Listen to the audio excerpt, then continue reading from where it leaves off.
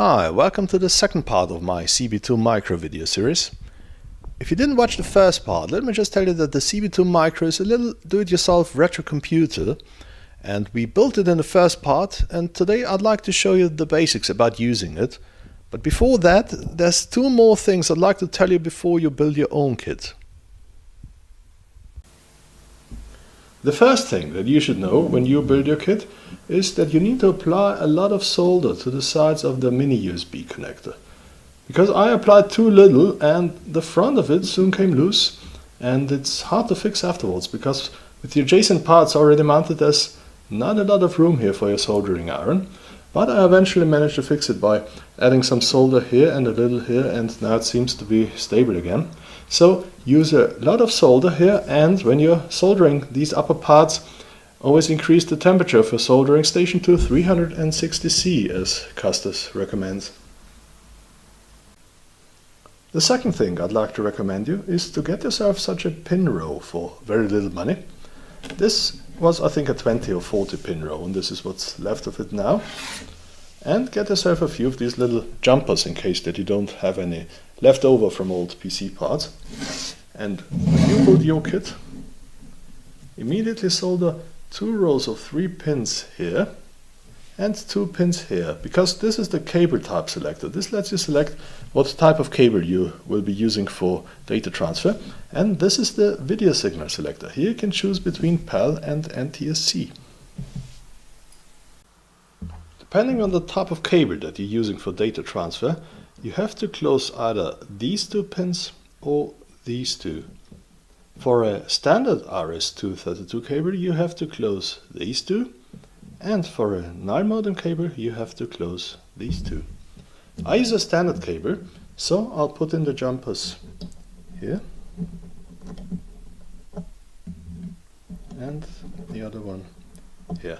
And now my CB2 micro is configured to be used with a standard cable.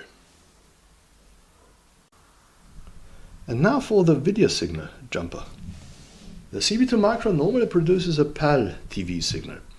So if you live in Europe or Australia, for example, you don't need to put in any jumper here. But if you live in North America or Central America or Japan, for example, you have to put a jumper here, and then the CB2 micro will create an appropriate signal for your NTSC TV set.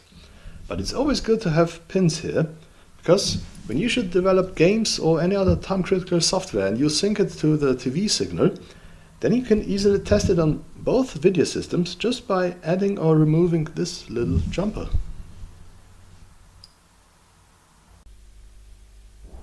And now let's get into business.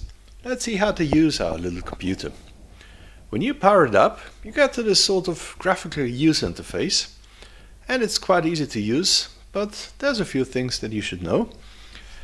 On the top we have 8 slots named P1 to P8. You can move along these with the cursor keys, and here you can store up to 8 different programs, and these are stored persistently on the 80 mega, so you don't need any external storage.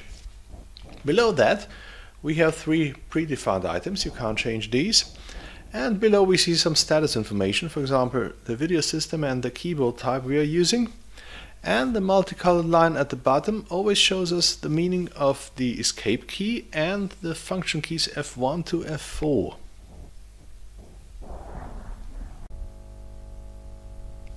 Now if you want to run one of these programs, you first select it with the cursor keys, then you press enter to start it, and here we are.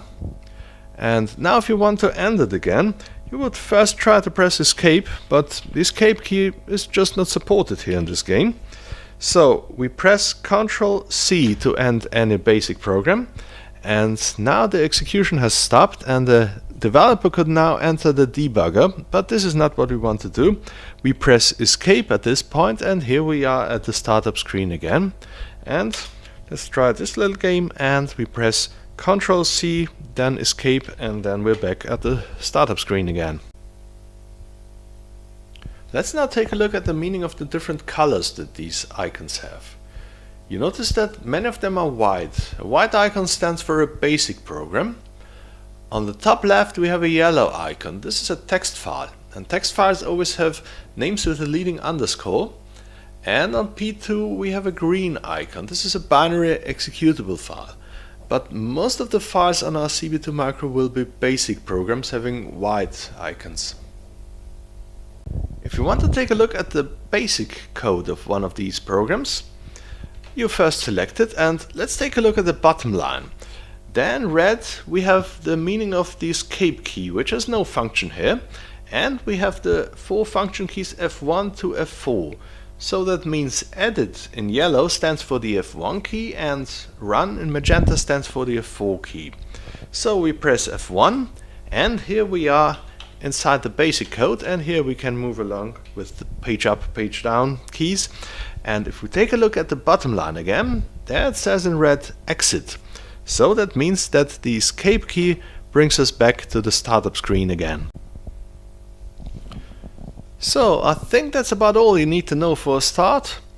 I hope you enjoyed this second video on the CB2 micro, and I will end it with a little game featuring our favorite dot eating guy. See you next time. Bye bye.